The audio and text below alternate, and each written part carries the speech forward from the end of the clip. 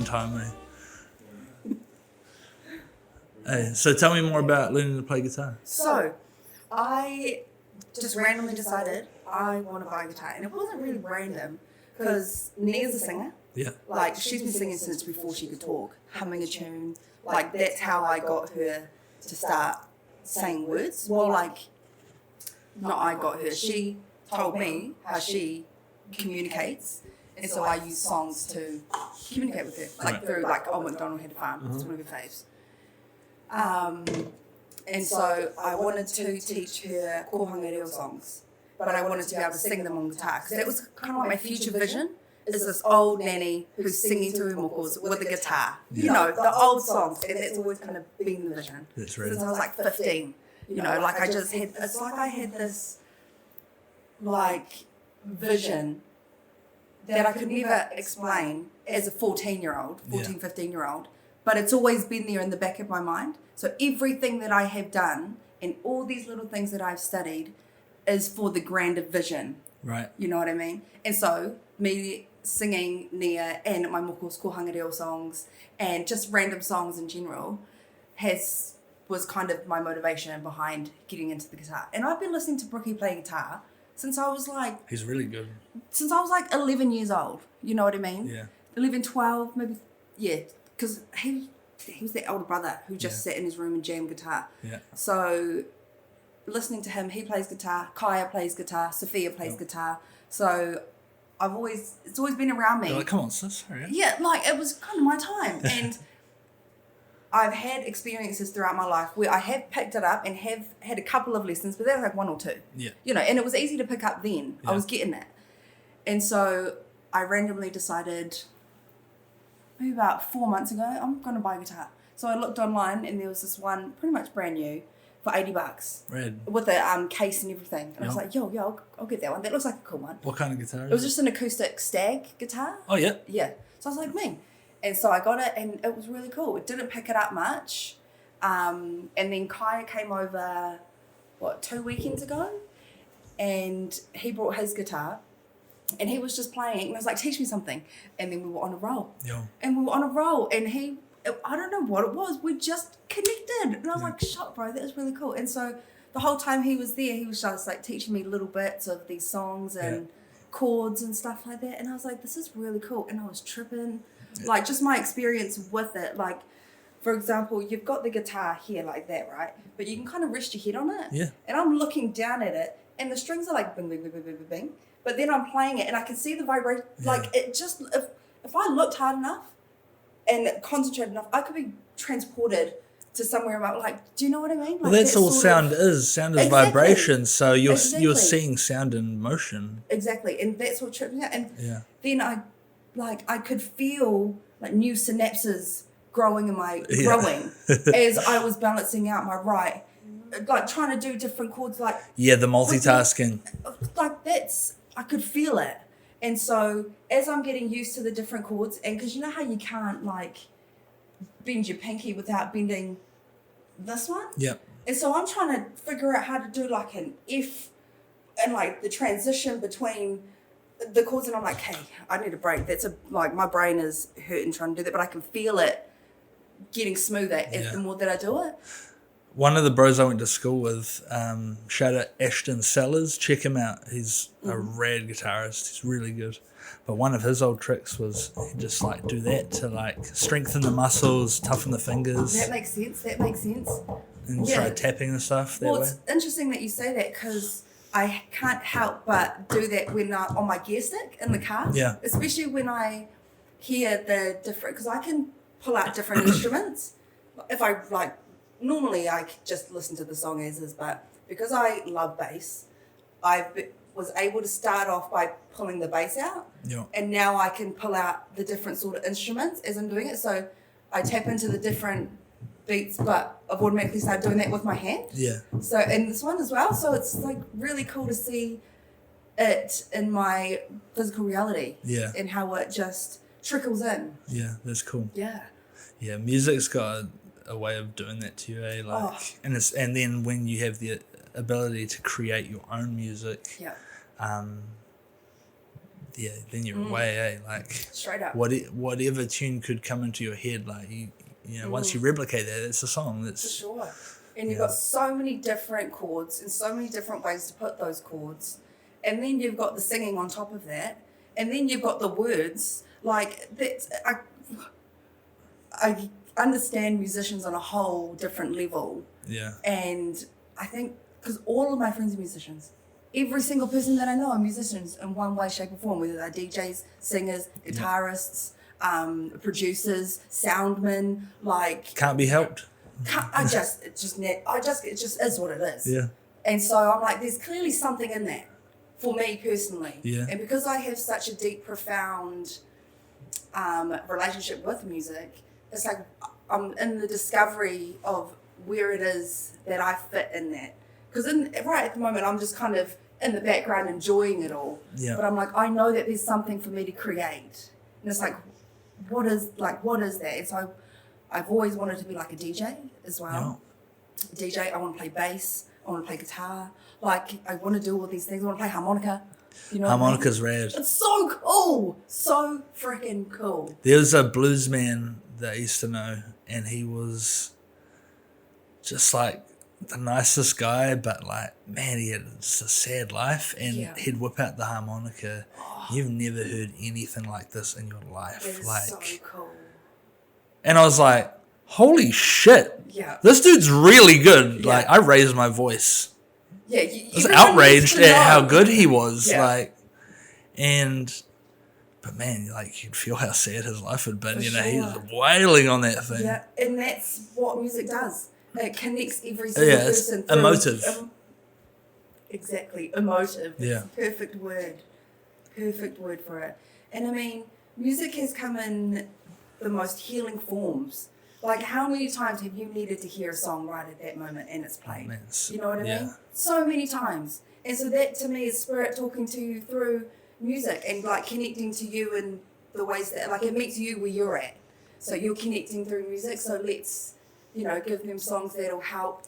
What do you think about that causation being energy attracting itself to you, but like by your will? Yeah, for sure, 100%. So you're willing, like, you're making it known in your mind's eye that you're feeling away, and this is what you need to help with that, and the universe is delivering that, and because you're attracting that. Yeah, and I think that it happens regardless whether you intentionally ask for that or not. And I think that extends further to your guides that you have on the other side. They know you more than you know you. Big time. You know what I mean? And so you don't know that you need that in that moment. Holy, they know you more than you know you. Crazy. Well, they do. Yeah. They know your every part of your soul and your being. Yeah. And so they are here to guide you to the most highest path. And if you need some reassurance through a song in that moment that just helps pick you up and gets you going, then so be it. And so they're going to work in all forms to communicate with you, And music is the biggest one. Yeah. Yeah. I feel sad when I hear pop music because I feel like it's just all has an agenda. Like, they're going for a certain sound but like, if I put on jazz, everyone's like, ooh, yuck. Really? I'm like, give it a minute. Yeah, just wait. Listen to it. Come on. Wait, feel it, guys. Or I put on some blues and they're like, this is sad. I'm like, it's supposed to be like, but it's cool too. Yeah, listen to him rip. Yeah, come on, guys. Yeah. Be a part of the moment. Yeah. Yeah. But I don't know. Everyone gets something different from music, Yeah. Like, I know for Victoria, when she listens to music, she wants to be like, has to be good vibes. Yeah. And, I'll put on my music. She's like, what is this? Yeah. It's the middle of the day, Fair. And everyone just has their own different vibe, but I feel you can tell a lot about a person with the music that they listen to. Yeah. You know what I mean? Like, because, for example, I don't get into pop or anything like that. It's just not my vibe. No. And I feel those who are into pop are the ones who are into the mainstream songs that are played all the time. Whereas I go through so many different decades, so many different genres that, depending on what I feel at the time, is what we're going to listen to. If we feel like listening to 80s, we're going to listen to some 80s while we clean. We're going to listen to some early 2000s, taking back to when I was 10 years old and just figuring out music. We're going to go there. Yeah. You know? Yeah. I've been hitting a lot of 70s soul lately, but then also early 2000s rock. Interesting. So early 2000s rock, that would be like Kings of Leon. No, so I just discovered recently My Chemical Romance. I've never listened to them before, and I listened to their first album, and then I listened to it again, and I was like, hold on a minute, wait. And then I listened to it again, and then I just had it on repeat, and then there's a couple of songs on there that still, like, I'll listen to it a couple times a week, easily. Yeah. What ones? To the End, and Helena, for sure. Oh, hold on. I do know these songs. And there's one with Thank You for the Venom. Yeah. Just all of them. Great. I was going to play it so I could hear it. I think YouTube gets funny about that, and I've had 2 warnings now. If I get a third, they're going to ban the account. Really? Why? I just don't have licensing to play certain things on here. Of course. A couple of things have slipped through the cracks, like one of the episodes, and it's only got like 3 views, I think, but it's one of my favorites because Bradley incorporated a scene from RoboCop. Oh, yeah. And I just present it right here, and I was just stoked to see it, and it was exactly how I described it. The dude got hit with the toxic waste. His skin was melting off his body. Ratchet. So did that get taken down completely? Or? No, that one's still up. Yeah. Oh, so that's the one that got through the crack. Yeah. Nice. Yeah, the universe is like, no, we won't do it like that. We'll give you this one. Yeah. I think maybe because it had no sound. Yeah. Maybe. But then there was another... There's one I did, and I had the bro Damo on because Bradley was sick. Yeah. And I played a bit of this guy, Miles. Oh, yeah. And he's this rapper I found, and he's so bad that it's actually good. Yeah. Like, he sounds like there's something really wrong with him. Yeah, really. It's giving, I never got into it, but it was so bad that it was good, was Gangnam Style. Oh, yeah. Like, that's so bad. No, but like, good. Worse than that. Yeah. No, not like bad, like cringe or anything. Like, bad, like, oh my God, what's going on? Who let you do this? I'm tempted to play a little bit now. Just do it. I don't know. I'm pretty sure you won't be copyrighted by him. Surely. All right, while I search, why don't you talk about something, because I can't multitask. Oh, fair enough. I don't know. Oh, cool. I don't know.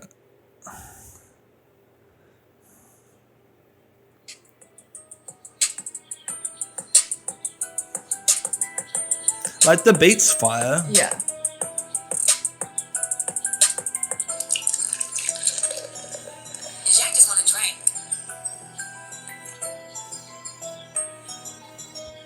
Just called me a fucking nigga.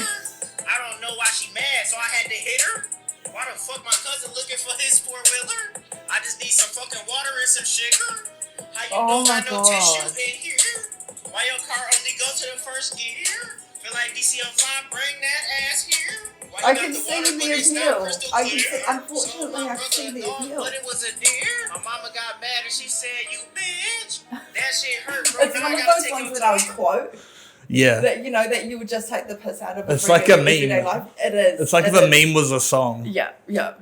Or you chuck it on TikTok, goes viral, and then everyone starts making little. Yeah, shout out Miles. Don't fucking help me not get this YouTube page deleted. Straight up. Please. Shout out. Yeah. So yeah, there's that. Yeah. That's kind of silly to listen to sometimes. It is. But it's that's not emotive at all. It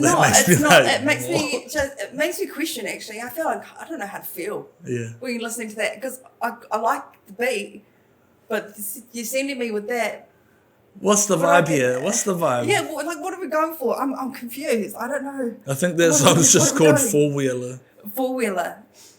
No relation. No. No relation. I just got a 4-wheeler. Oh. I can't even do that. How, like, I just don't understand how, because people must be like, yeah, bro, that's mean. Yeah, bro, that's mean. Or they're like, nah, bro, that's... I think more it's like sharing it like, oh my God, Yeah. like check this shit out. Yeah. Like I've just shared it here. It's ridiculous, but I mean, hey, it's out there. yeah. It's kind of like, They say like no press is bad press. yeah, that's exactly what I was going to say. Bad, no, I don't know it. I think I even fucked it up. You did, but and then you thrown me. Yeah. But, yes, that exact thing. That one. Yeah. How long ago did you get your moko? I got this for my birthday, for my 30th birthday. That's so cool. Yeah, going back to the vision that I had when I was 14. It was when I had this vision, I was getting my moko done for kapahaka. Okay. So we were doing regionals for Upper College. And we were in like one of the best years for kapahaka. I feel, I don't know what they've been like now, but for my school years, that was the best one. We had all the seniors who knew how to sing and stuff, and like it was just a good crew. Just a good crew. Yeah. And so when I put my moko on for that, I just was like, and I was like, whoa. And then I knew I was destined for it one day. And then I was going to get it for my 25th birthday. I was like real hard out wanting it, and then it just didn't work out. And thank God it didn't, because what happened after 25, you can't make that up. You can't make this shit up, of what you go through. And you're like, all right, I thought I was worthy of it then. And not that I wasn't, but I had went through so much growth to 30, where it's like, okay, 30 feels better. 30 feels better. And then it all just fell into place. Yeah, and my moko artist, shout out Himi Tipezi from Foxton. He was also Tūhoe as well, which is where I'm from on my dad's side. Oh, cool. And so he was family, which made it even better. Yeah. Yeah. So it was really beautiful. Really beautiful. That's awesome. Yeah. And cool. All right. Yeah. Red. Yeah, thanks. Yeah, it was, I got a lot of people saying that it's like you've always had it. Yeah. And I was like, that's how it felt when It is like that. Yeah, it was just like it was already there, but now it's there for everyone to see. Yeah. I think sometimes there's certain people you could meet and it can seem shocking, but other people it just blends right into. Yeah. It's just how you look. And I've seen some that are a bit questionable to me, and no judgment to anyone else's and what they got, but some of them can be quite masculine, I feel. But each their own, of course. Of course.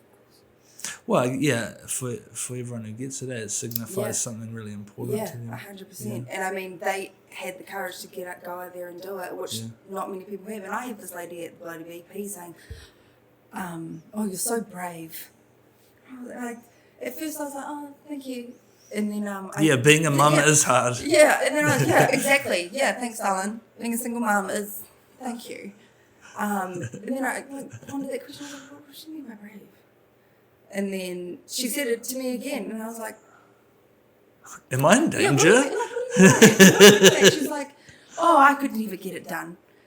And then I was like, oh yeah, I guess it's just, about pushing past that and revitalising it. She's like, yeah, that's what I mean. You're very brave.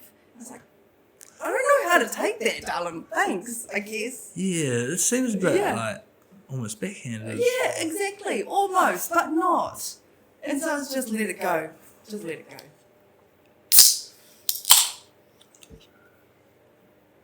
Pardon me. No worries. So what have you been up to lately anyway? Like, have you gotten into anything new? Yes and no. Like, this is new. Yeah. This is pretty much this year, a little bit last year.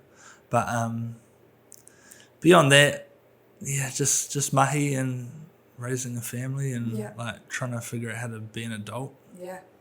Yeah, I feel on the adult part. Yeah. Honestly, I still feel like a kid sometimes. Like, and I mean, I feel like you have all we are is an older kid. Exactly. Exactly. I was just about to say, I feel like we really have to embrace that, because I can have some of the most funny interactions with my son when we're play fighting. Like, because I don't go easy on him. Like, it's like I roughhouse him like he's a little brother. Yep. You know, and it's fun. And he's cheeky, man. Like, he's cheeky as. And then I watch my baby brother, Kaya, who's 15, and Lily, who's 20, play fight. And it's the funniest thing in the world. Nothing makes me laugh more than watching those two go at it, bro. Like, Kaya the other day had Lily's leg up here. You know how you go like that with your legs and pin them back? And then he's like, yeah, how do you like it? How do you like it? And I'm fucking cracked.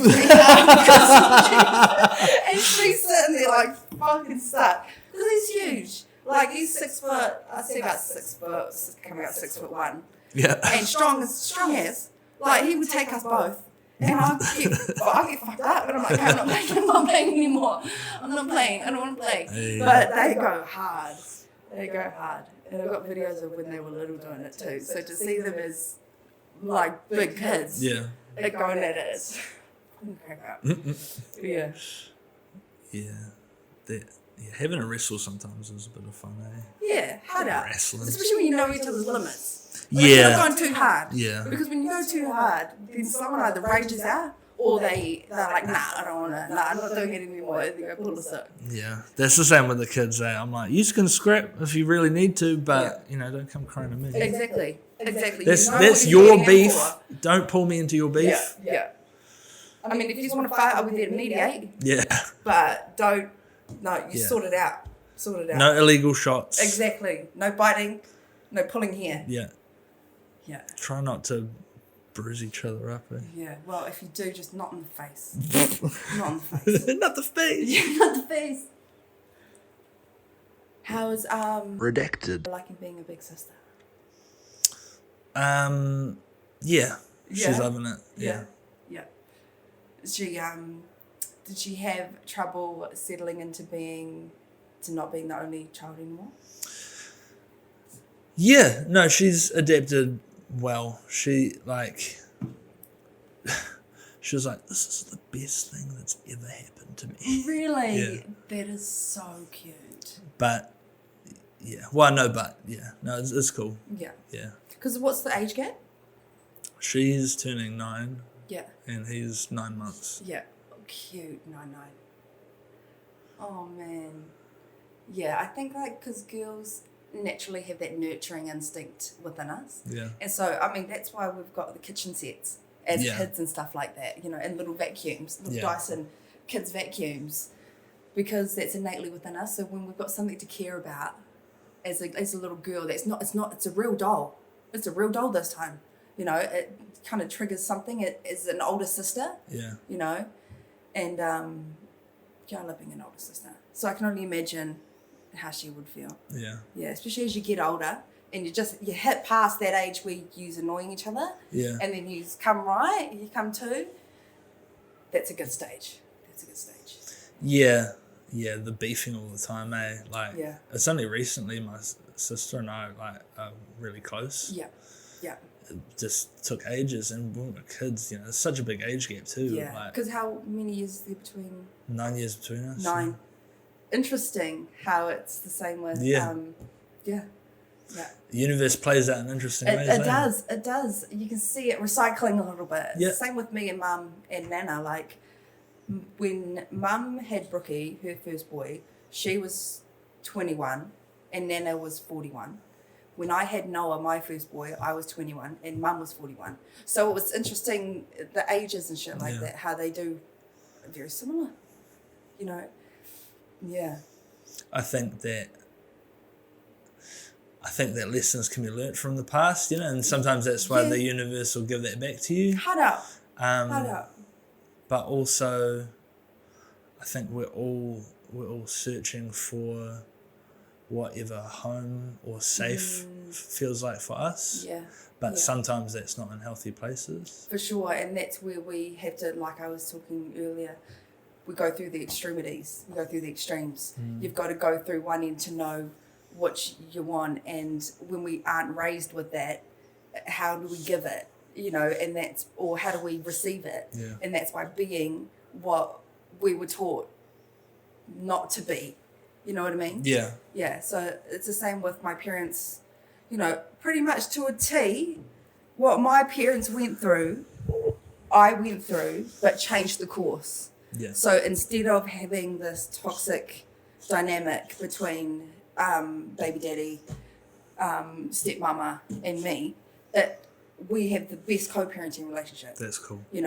Because I saw the effects firsthand of what that did to us as children, and so I was like, I not want to relive that again. Like, I really don't. And so I was just grateful he chose Tia. Like, seriously. If it was anyone else, I don't know. I don't think we would have got to where we are. But she's an equally as strong woman. And so it was mainly us two banding together that got us to where we are today. Yeah. And it goes back to the point of, like, feminine nurturing. It takes women banding together to create, like, a village to raise children. Like, men, yes, of course, use help in your own way. But when it comes to the home and doing that sort of thing, a woman knows a woman, and a woman knows what kids need. And so she foresees what I need, and vice versa. Yeah. So it's like, it's a dynamic duo. Whereas, I grew up with the opposite of that. And it was chaos and disorder. And, oh, no. And being the older sister, I had to deal with the children, of course. So my little siblings, who weren't my kids, I was like, ugh. But that goes back to... It makes it impossible to have a sibling relationship when you kind of grow up feeling that way. And I think that's what I had with my sister a bit too. It was just left to watch her a lot. Yeah. And you kind of build that, like... Pardon me. It's not like being a parent, because you're like, oh, I'm stuck with the fucking baby, Yeah. Yeah. Where, I don't know. It's interesting how, like, the way things play out and the way they affect us. Yeah, it's crazy. It affects people in so many different ways. Like, with that, there was resentment towards my siblings. And when I was like 15, 16, 17, in that age. And then I had children of my own.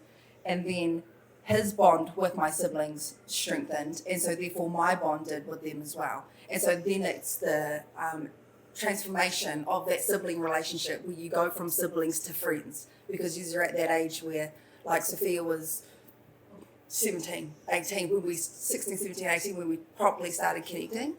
And so I think once you get past those teenage years, and I think it's probably helped that I became a mother, where that relationship between sibling and that resentment of having to watch you all the time transformed into that nurturing older sister. They'll always be there for you, got your back. Yeah. But wants you to live your life and can't wait to see it, and, like, please go out and live. Yeah. So that I can see, because you're so beautiful and great, and you are like little universes walking around. And so I want to see what you do and create. That's crazy you should say that. Little universes walking around. Yeah. Because that's a topic that plagues me, Like, the fact that every single other person on the planet and whatever else is out in the universe are all having this really intense, like, visceral experience. Yeah. But, like, I feel so important in my own life, and it's just crazy to think that other people... does that sound shit? Like, no, that other people are just as important as I am. But it's so true. It is. But everyone is like a layered, complex being, and as a species, we don't understand how we work. But that trips me out. Yeah, no, for sure. I mean, like, in the Bible, it references, we are made in His image and likeness. Well, if you just take that as it is, we are made in His image and likeness. Therefore, we are little mini gods walking around, being able to manifest whatever we want and manipulate energy. That's it. Because it is. It's your perspective and your choice determines everything in your life. So when you put that into perspective, no one else can see your truth because it's only your truth. But if it's true to you, then it's true. So your perspective is equally as valuable as mine. because your truth is completely unique to you. Right on. Whereas mine is completely unique to me. And you'll never know it until, there's empathy and compassion and connection where you can understand each other from a like a full body perspective. Then you can appreciate people a lot easier. Yeah. Because you can see them that you are just having an experience. God wanted to experience itself, so they need to break itself down into little fractals, and we are the result and the evolution of the experience of it, Like That's when a I trip, think about it, 100%. Like, and this is the sort of thought processes that I have been going through over the last 13 years of my life. Going through so many deep philosophical rabbit holes that expand my knowledge and they make me question everything. I'm left with more questions than I'm answers. I think it's okay that to know that you don't know. Yeah, and you'll never know. You'll never know at all. I'm pretty at peace with that. Yeah. I don't know what's going to happen. For sure. But just try and make the most of whatever I'm doing here. Yeah. And maybe that's the key to it all. If you're a fully enlightened being, you're someone that isn't bothered by any of this bullshit going. 100%. We all work jobs, we all live these lives and whatever. But if you were just born and you had some kind of celestial knowledge or whatever, or even if you now just incarnated as a baby, you wouldn't just be a baby. You'd get up and you'd fucking be a baby with a job, and by the time you're a toddler, you'd have your shit figured out, whatever. Yeah. But I don't know. Is this making any sense? You kind of lost me a little bit. Kind of lost me a little bit. Okay. What I'm saying is, what am I saying? I've gone to if you were able to transport your current mind into the mind of a baby, how fast could you become a millionaire? Yeah, for sure. How fast would you be able to do things? Or what would you do with that? Would you go into the woods and just become a creature? You know? Yeah. Or and it's what would you do with all that knowledge? Because if you put it into a baby's body, you still have to imagine having all that knowledge in there of knowing how to do things but can't do it because you're a baby. And you have to actually go through the growth process. feel that about my son sometimes. Yeah. I see him he's trying to just trying to figure out his hands work and all that, and he'll be looking around what the fuck is this? Yeah. And then it smacks him in the face. It's oh shit. Yeah, but then a little bit, I would look at him sometimes, especially early on, and I'd be is he a fully formed human just in baby mech that he doesn't know how to use? Yeah, and he's just figuring it out. He's just hitting all the buttons, and it's scratching his face. Yeah. Yeah, I see that's funny.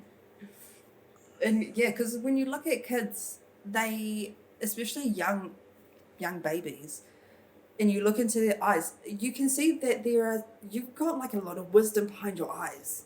You know what I mean? Some babies' stares are wow, you are so... They stare right through you. Right through you. But they're looking at you and you're looking at them and you're you're such a beautiful, angelic little being. Or if they don't like you and they immediately start crying. Honestly, it's never happened to me. I can't relate to that. But it does happen, yeah. I've seen it and I'm oh, baby doesn't like you. Dang, tough. Must suck. Yes. Can't relate. Yeah, come to auntie. Come to auntie. What else? We were talking about travel as well earlier. Travel. Yeah. Yes. What were we talking about? People's experiences. Getting to know other people. This podcast being a place to connect with people. Yeah. And so learning, especially when people travel or they're from other countries. I'm I don't know. Were you saying that you want to travel? Yeah. Have you done any travel? No, I've been to Oz. Oh yeah. I've been to Oz. So I went through this little, when I was getting radical and needing change, I was okay, I'm going to go over to Oz for a couple of weeks, see what it's like there. see if I could move me and the kids over, knowing before I even left that was not even, I'm not moving my kids over here. But I was like, well, we'll go and give it a go. And as great as it was, like the experiences that I had there were cool and they were great, but it just was not me. Yeah. It just was not me. I'm not a rushy person. I don't like being in traffic. It's pretty busy there, eh? Yeah. Well, I run a lot of people. Like, there's just, and it's just superficial. So, and you can feel it. It like emanates from the shops and the people and the perfumes. And I'm like, oh, I'm getting quite overstimmed here. Yeah. But the experiences were great. Yeah. Like, went to Dream World. That's cool. Yeah, and I went by myself with not in the holiday season, so there was like fuck all people there. Oh, cool. So I got to go on all the rides like twice. That's awesome. It was really cool. Yeah, fuck, we did so much. Went to Dracula's. Ish. Yeah, we went to that recently when it comes to Wellington. well, it's interesting that you say that because after the Dracula's show in Brisbane, or Gold Coast, I can't remember. They're so close together. Anyways, I said they should do this in New Zealand. This would go off in New Zealand. And then when I saw them come in New Zealand, I was like, called it. I knew it. You're welcome. You're welcome. Yeah, they came, I don't know if they come every year, but we went a couple of years ago as well, and it was really good. What was your show like? The first one, it was like quite sexy. Yeah. And there was a whole part with, they were dressed up as massive sperms. And there was like a song that went along with the sperms. Interesting. Yeah, it was quite graphic. Yeah. And like a big dick appears at the side of the stage and that sort of spec. But then the one we went and saw recently was like an insane asylum kind of theme. Yeah. So lots of straitjackets. Yes. But then they had their aerial performers. Holy hell. Yeah. That was crazy. Was that the one and it had like a holographic mask at the end of it? Like it looked like a white face. No. No, because they change it up every time. Yeah, well, the one we had in Oz, that was like insane asylum one as well. And it was really cool. Like I had a really good sensory experience, but I had no idea what was actually going on. Like I couldn't understand the songs. They were happening so fast. I was just looking. There was so much going on that I didn't actually know the storyline. So by the end of it, I was like, what was that? It was cool as. But what the fuck was that? Like what did I just... It was quite... I just couldn't get it. And just when I thought I had it, I lost it again. Yeah. So I was like, okay, wow. Cool experience. Cool. It was cool because we dined in. Oh, nice. So there was a set menu that you got and the food was really nice. So I was like, cool. And I got to face this show. So Laura was facing me. That's but I was already facing her, so I didn't have to turn my seat or anything. So it was really cool. So some of the tables had chairs with their backs to the stage. Yeah. Like, and I didn't, when you think about it, I'm like, surely this could have been done better. Yeah. Surely this could have been done better. Someone's getting fired. Straight up. Like, who set this up? Yeah. So, Oz. I've been to Oz, but I haven't been anywhere else. And I really, really want to go to Scotland. Scotland's so bad. Oosh. So bad. Because I've, got strong Scottish roots. Oh, yeah? On pretty much every side of my family. And so... I watched Vikings years ago when it first came out, and it got me into the Celtic side of things. Like prior to that, I was Māori, wanting to know all of that, and then I realised, wait, it's a whole other side to me. I've got so much Scottish DNA that it's a whole other side of me that I have yet to explore, and so then I went down that path, and I watched Outlander, and honestly. I've never wanted to go to Scotland more after watching Outlander. Do you know what that show is? Oh, well, it's about a time traveller.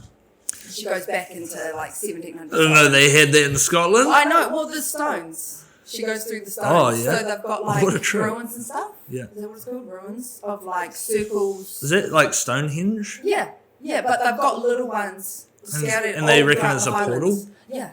Buzzy. Yeah. And so that's what happens pretty much in the beginning of it, is she goes from 1940s to 1740s. Okay. So right into the middle of the Jacobite Rebellion sort of era. Right.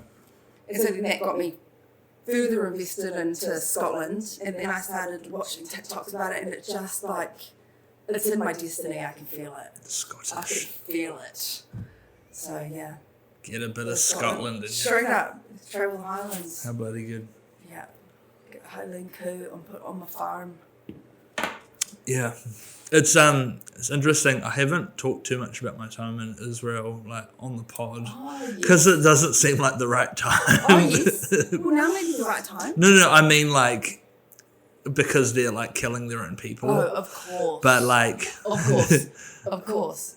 Yes. See, and it goes back to your comment before, where it's like, you know, highly enlightened beings don't worry about other shit. Yeah. It doesn't concern them. Yeah. And it's kind of, as shocking as it is, it doesn't, like, there's so much horrible stuff out there that's going on. And I don't know what's going on. I don't know the truth.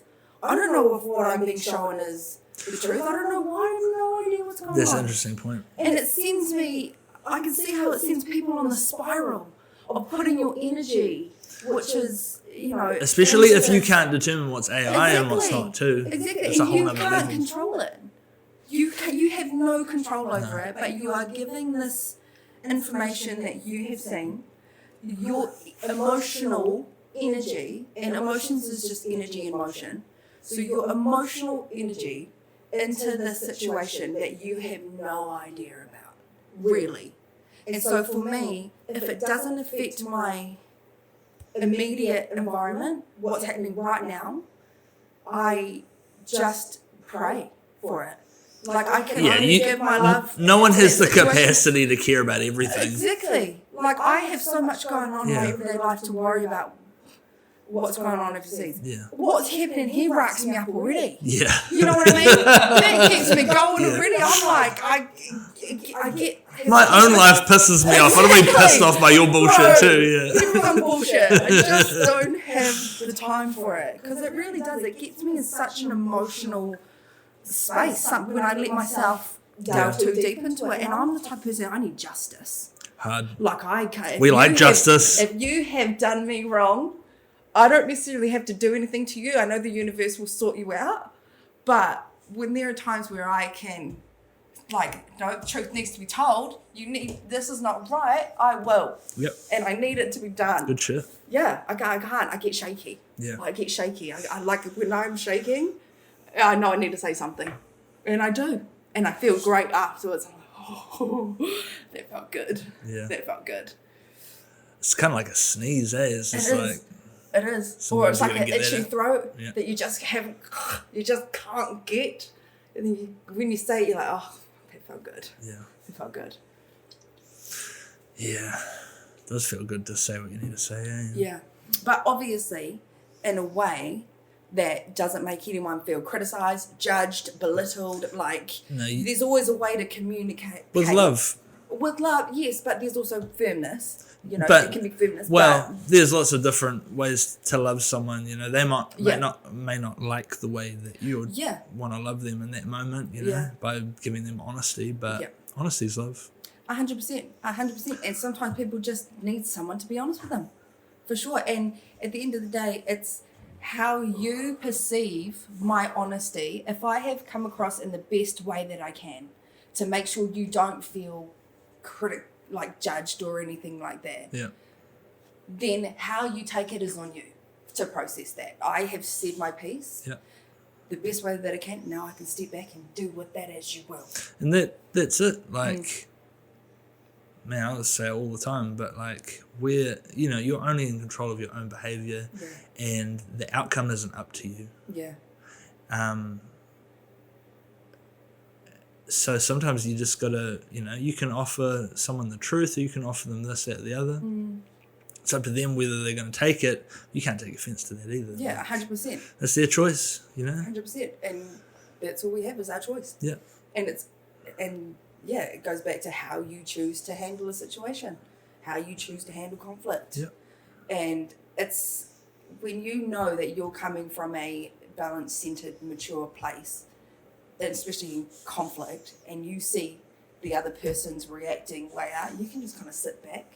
And it might be a bit egotistical, but you know that how they are behaving says more about this whole situation than it does about you. Yeah. You know what I mean? Like, you allow it to play out for itself. Yeah. You know? Yeah. There's nothing worse than being that one that's going off. Unless it's in fairly just circumstances, of course. Yeah. And it demands that sort of handling, but I don't think there's many situations that need that sort of Yeah, it depends, eh? aggression or anything like that. Yeah. I don't know what's going on outside. Yeah, it sounds like a party. Could be. Oh, yeah, they're moving out soon. How is this neighbourhood? I've had my car broken into twice. Really? Just been out on the road? In the driveway. In the driveway? Fucking hood rats. Just the first time I caught them in the act and I chased them down the street. Yeah. The second time woke up to it. Dang. Yeah, on one of the girls' birthdays too, and we had to cart a bunch of kids around. I was like, for fuck's sake, could this not have happened another day? Like on Sunday? Straight up. So what happened to your car? Like, what did they do? Did they smash the Same window? thing both times. They smashed the small rear window. Yep. Glass all through a little man's car seat both times. Ripped out the ignition. And then realised that they couldn't hotwire it because it's fucking hybrid. Dumbass. So what happened? What did you have to do with that car? Did you get insurance back? Yeah, on that? but it's like $400 excess. Yeah, so like really all that I got out of it was no car for a week and $400 bill. Yeah, yeah. So did you get a car? Your car get fixed? Yeah, it got fixed. Yeah. But I'm like, for fuck's sake, it's always my car. Like, Yeah. Yeah. Same with my van, you know, my van fucking got stolen by the Fist gang. Oh. They stole all my shit and that's yeeted it right. off a cliff. That's right. Look, that happened like a few years ago. Yeah. Yeah, rad shit. Always my car. Yeah, I wonder why. But honestly, my van got broken into like 3 times that year. Yeah. And then finally stolen. It's just Dang. like, I don't know. It was such a beat up piece of shit too. Yeah. Like, everyone just loved trying to get into it. Yeah, it might be like reverse psychology. They want us to think there's nothing in there because it's a shit car, but in reality there's heaps of shit in there. So we'll just have a look. And there's actually nothing in there, and you're like, okay, fuck. Was there anything in there? Of Yes. All of my shit. All your tools and All stuff? of my tools. Fuck. Yeah. Oh, that's right. I wasn't insured that time. Dang. Hell yeah. Damn nearly wrecked my life. They need to send me to the pits. Yeah. I was talking about that a little bit on the last episode. Yeah. It's like that, riding my bicycle into the downward spiral. Yeah. Oh, mate. Well, you come far from then. Yeah, we're all gravy now. Yeah. Yeah, pretty cool stuff. Yeah. So what do you do for work? I work in a door factory. A door factory. Yeah. So what do you use? Do you do like the aluminium doors or like wooden doors? Timber frame doors. Yeah, yeah, yeah. Yep, Cool. that's it. Yeah. So what, do you just install them, make them like? Just make them, send them to site. Yeah.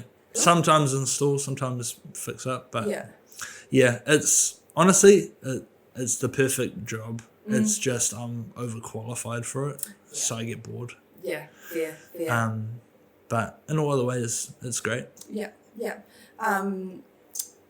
Where is it? Like, just travel far? It's just around the corner. Oh, Could walk there. Mean.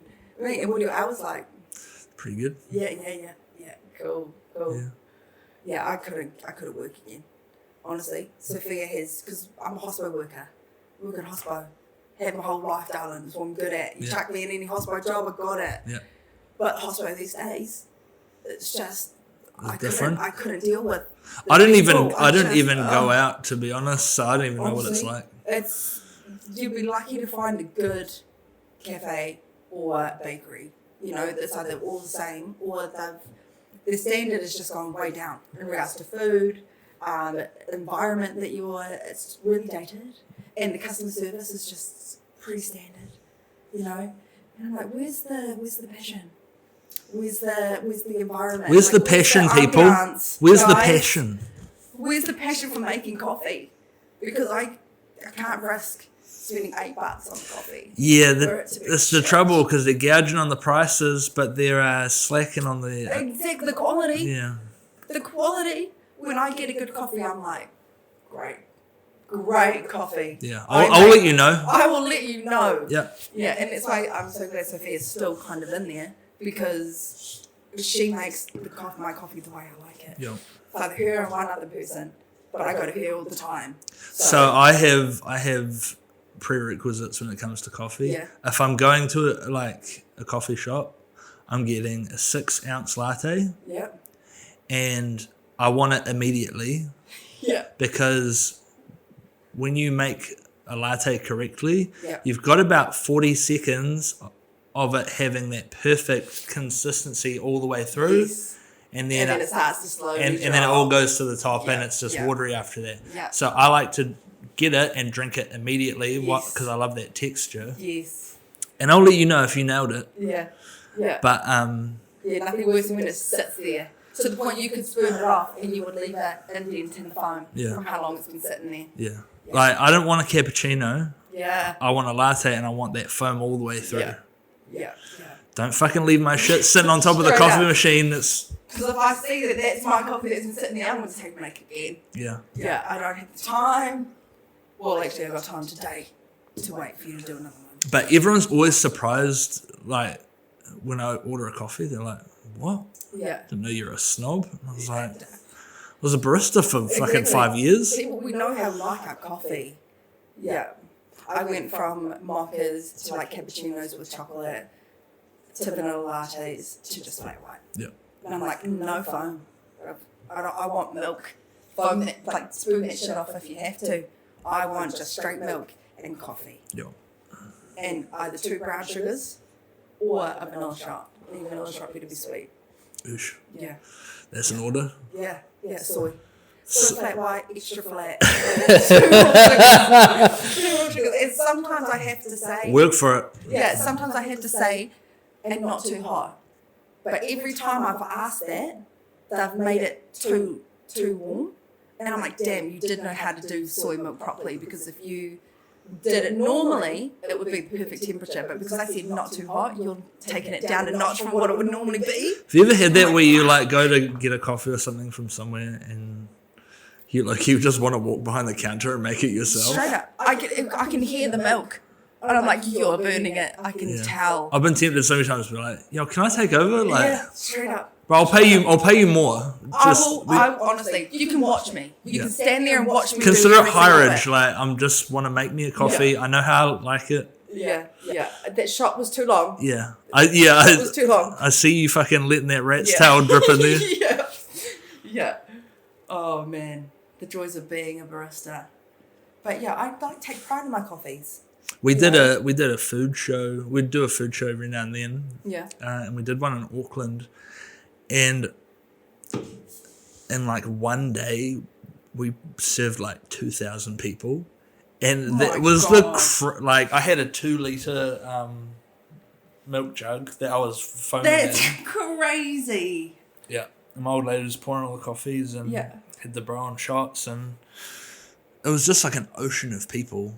And, That is but it was so much fun. That was one of my most fun days making coffee. Yeah. Because we were just on, Yeah. Had a real good team, well-oiled machine.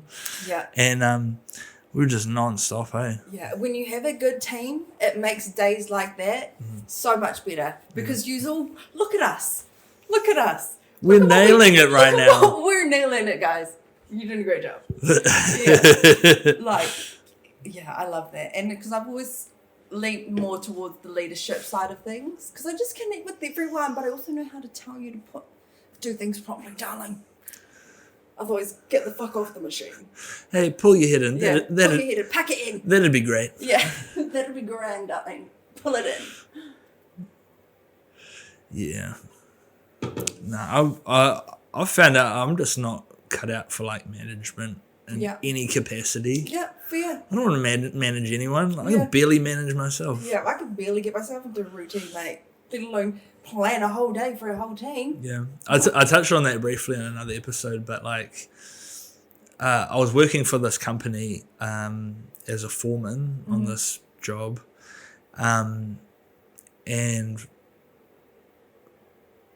I was going on holiday. Right before I went on holiday, I ended up screaming at like one of the lads because he just wasn't listening. Yeah. He's just like willfully disobeying me. And when I say that, I'm like, what a wanker. What a fucking dick. But he was like just not listening to what I had to say. And so I ended up screaming at him. And just in reflection of that, because what happened was went on holiday after that day. And right as I was about to start back at work, I got a call from the boss. He shut down, he liquidated the company. And he's like, you're not entitled to anything. See ya. Dang. And so I never got to see that guy again. Yeah. After we had that like shitty day together, and we got along pretty well up until that. But yeah, just in thinking about it, I'm like, that's not me. Like, I'm not that guy screaming at people. Yeah, you never got to redeem yourself from that. Well, that was not me, man. And you know what? He was being the bigger person too. Yeah. He was like, it's cool, bro. Like, you're going on holiday. Like, let's just be chill. And I'm like, fuck's sake. Like, fucking listen. Just fucking listen. Yeah. Like, to what I have to say. I'm telling you, you're doing it wrong. And you're just doing it in front of me. You're trying to piss me off. I know it. I had that the other day at work, but I really just had to take a second and be like, I'm not the manager. It's not my responsibility. Yeah. Not my monkeys, not the circus. Yeah. This dude was doing something the complete wrong way. And I was like, bro. And he was doing it. He was like, for fuck's sake. Do whatever. Yeah, do it. If you get hurt, I tried to tell you. Yeah. Yeah. Don't come crying to me. Yeah. With your fucking lost finger. Yeah. And I ain't finding it either. No, go find your own finger. I had that happen one time actually. Really? Or not that specifically, but when I was an apprentice, I got given my own apprentice, which is never a good idea. And I was on this site with lots of different jobs, like it was a big building. He was doing jib in the room in one of the apartments there. And I said, look, I just need to go down to the car park for like 30 minutes. Are you going to be okay on your own? And he was like, yeah, I'll be fine. And I'd already explained to him how to cut jib properly. So a good way to do it is you stretch out tape measure, you have your blade on one end, and you just scribe a line down it. Yep. If that makes sense. Yep. And then about 28 minutes after I'd left, he ran out to the car park to find me, and he had cut his finger in half down the middle, like to about there. Yeah. And he's holding it, and he's like, fuck, bro, like, I don't want to lose my finger. Oh, my God. And I was like, what? And I was like, what happened? How did that happen? Yeah. And he's like, I don't know. And so I packed all my shit away real quick, took him to the hospital, come back, and I had to assess the situation because I had to do an incident report. So I went to the apartment, and I could see perfectly what had happened. He had a roofing square, which is like my arm, and then, kind of like that. Yeah. He had that, and I guess he'd been cutting and moving it down the sheet of jib, but it was sitting there, and then it had a big scratch up on it. Yeah. And then the drop knife was here, and then there was a figure 8 of blood where he'd been walking going, fuck, what do I do? And then a trail leading out through the whole complex into the car park. And I was like, how do I explain this? Like, I fucking told this guy. Yeah. And now he's in the hospital, Yeah, he didn't fucking listen. Didn't know if he's going to keep the rest of his finger. Yeah. Fuck. But to go right down the middle would be traumatic, bro. That would. And I saw that knife. It was a fresh blade too. Ooh. You look at those too hard, they'll cut you. Yeah. Ooh. Yeah. No, that was. That's pretty grim, eh? Like, I kept looking at it. I was like, oh. And I had to take a photo to send to the boss, and I was like, yuck. Yeah. Oh, mate. Fuck that. Yeah, I'm so glad and grateful nothing like that's ever happened to me. I've never broken a bone, never dislocated anything, never Yeah, I've never had anything serious. I broke my nose probably like 6 or 7 times, but nothing else really major. Yeah. Oh, then actually, I was doing a bit of like reno work in a kind of dodgy way at a house one time, and it was before I knew that there's like old not like an old wives' tale, but like the man equivalent. I don't know. Yeah. But where you like don't hit two hammers together. Yeah. And I had this pickaxe with a flat head on it and a hammer, and I was breaking concrete. Yes. I was bashing the hammer onto the pickaxe, and I kept feeling like little tingles all up my arm, and I was like, "Oh, that's weird. It must be the vibration, from automatically." That's what I would think too.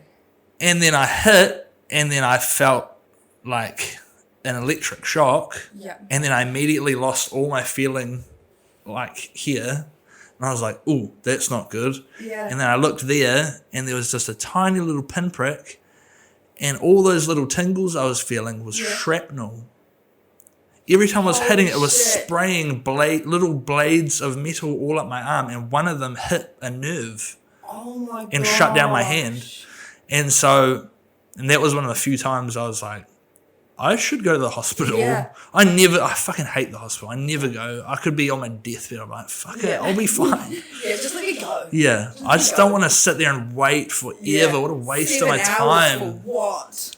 So I went there and finally got to see the dude at like 1 a.m. and the doctor. And he was like, well, you better go get a bite to eat now because you got surgery at 11. I was like, oh, fuck. So come back in and they pulled it out. It was a pretty big shard. So now I've got a nice little gnarly scar there. Dang. So 2 hammers together. That makes sense. Yeah, it's like the same material, Yeah. I guess. Yeah.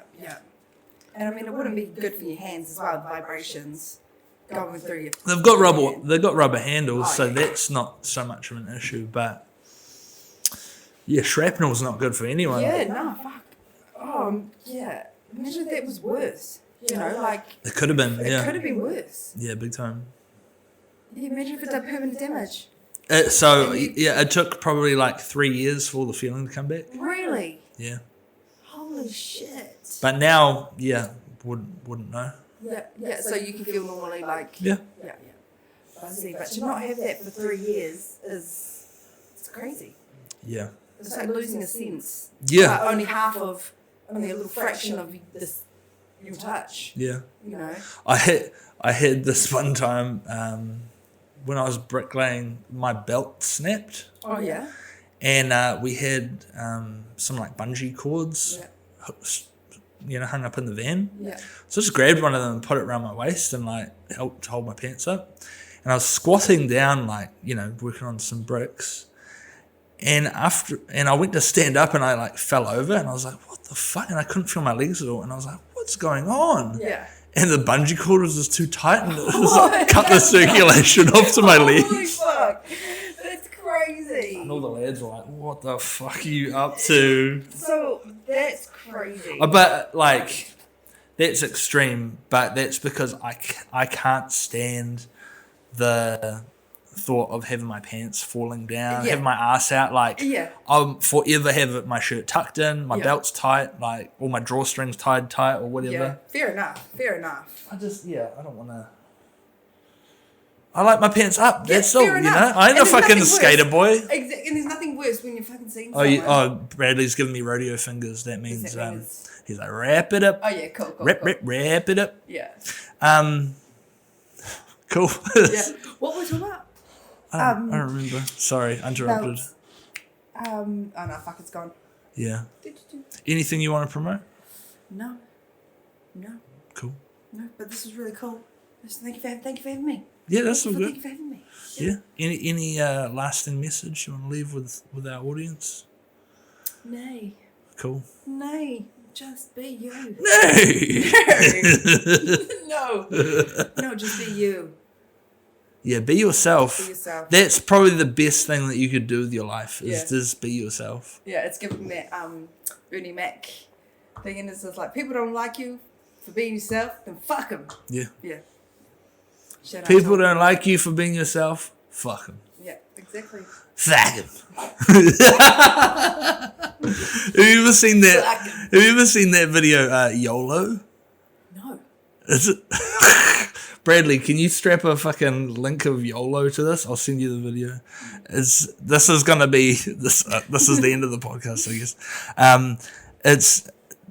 It's a cartoon. It's these two Australian girls and they're getting ready for a night out. Yeah. But it's just ridiculous and like if you've seen it, you know.